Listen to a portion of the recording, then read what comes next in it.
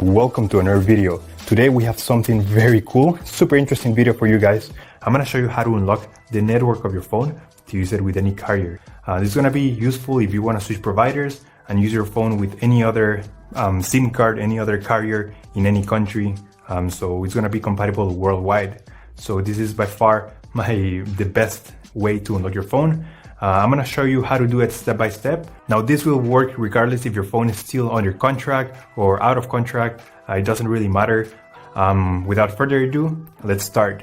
So to start, we're gonna get the phone's IMEI number. That's a unique number for every phone. So to get it, simply dial *#06#. As you will see, your 15-digit IMEI number will appear in the screen of your phone. This number is very important. It represents the ID of your phone, and keep it somewhere close because we're gonna use it in a few seconds to unlock this phone. Okay, now we're gonna switch to the computer.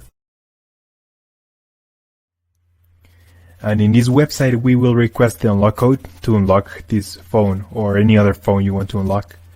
So we're gonna start by filling up the information here. As you can see here, there is a form, and now you just have to wait.